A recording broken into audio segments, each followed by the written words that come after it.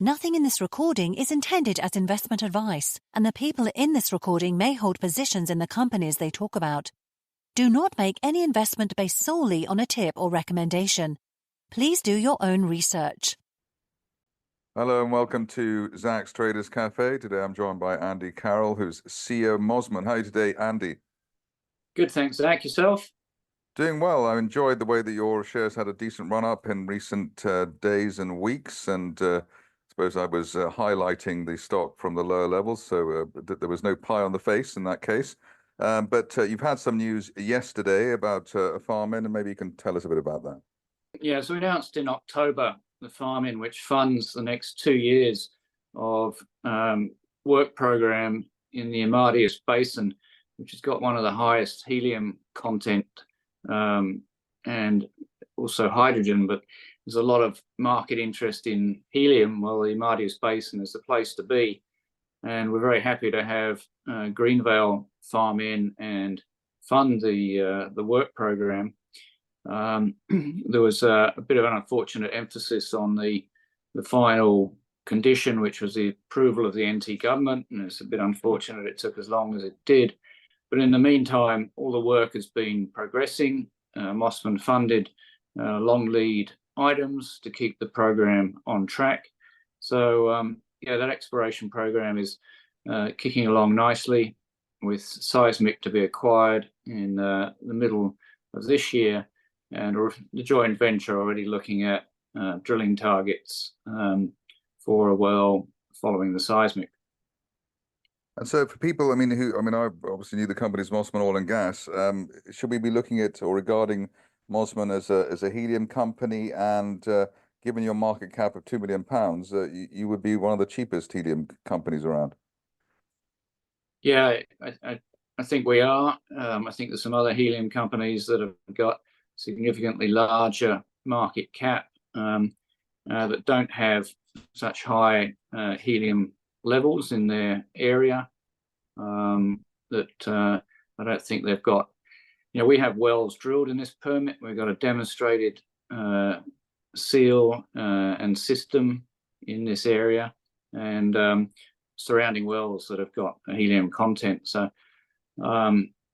we also have infrastructure. So there's a pipeline from the Amadeus Basin to Darwin. There's a helium plant in Darwin looking for helium. So yeah, it does seem strange as to how these projects are valued in the market, but there does seem to be strong interest in helium.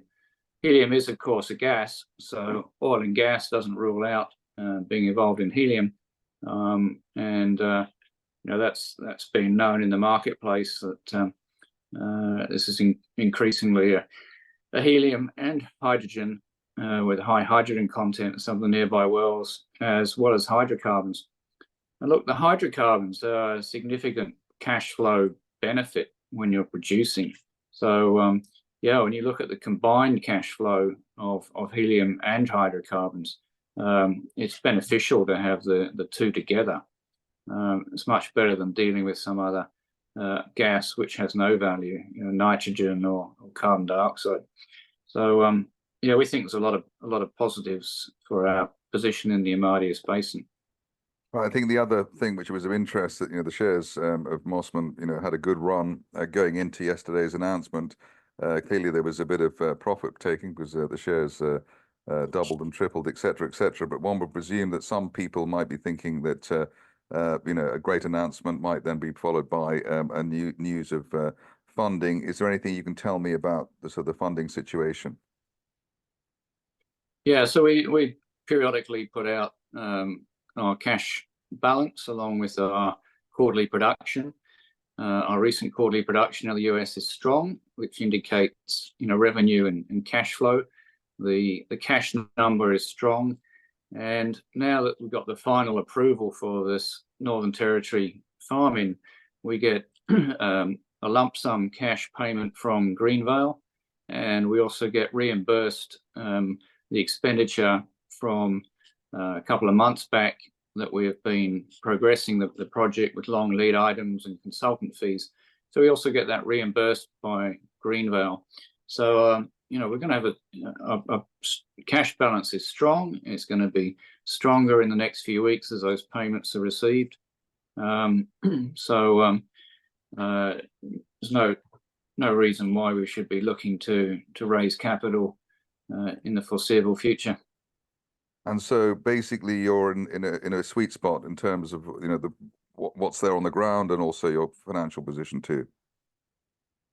Yeah, and we have talked about the fact, unlike other exploration companies, we actually have income revenue from the US assets, but we've got options there as to ways to commercialize those US assets. So we have announced in RNS that we are looking to sell those assets, but there's a certain amount of work that makes sense in order to achieve the best outcome on a sale. And in the meantime, very strong cash flows with oil price around $80 a barrel. So that's good for both revenue in the short term and sale price in due course. But we're not going to rush into a fire sale of those assets. It'll be a measured process with the best interests of the shareholders. And so I think we have a broader portfolio than just helium exploration, which by itself is going to take some time, especially depending how much infrastructure you have. We're fortunate we're very close to the Mereenie gas field, and our geological structure is probably an extension of the Mereenie anticline. So we're very quickly will be able to plug any successful well into existing infrastructure. I think we've got one of the shorter lead times to cash flow of other helium producers, but we actually have cash flow right now. I think that's a huge positive. And quite rare, I suppose, in the market these days. I mean, just finally, just on the in terms of the market cap, which I mentioned before, £2 million market cap. I presume that the sum of the parts of your business would be, in your view, much more than that.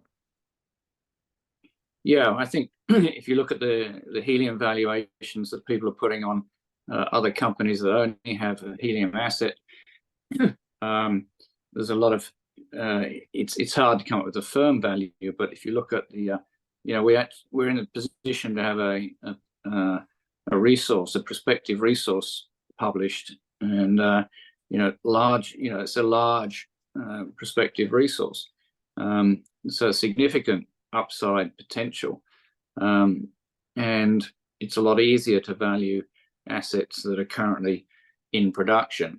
And arguably our production assets are arguably worth more than our market cap. We'll test that in the marketplace in due course, and then you have to ask, well, how does the market value the helium assets?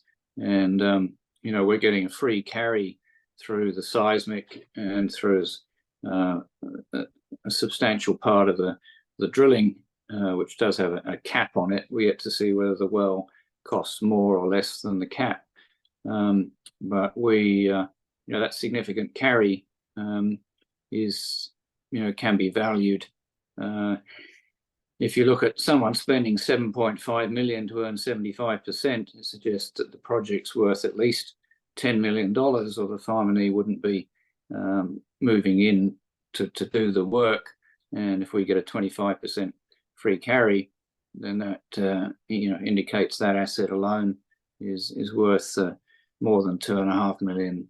And we have another permit in the Amadeus EP 155, which is also farmed out with a free carry. If you start adding up the value of the parts, I think that's a good way to look at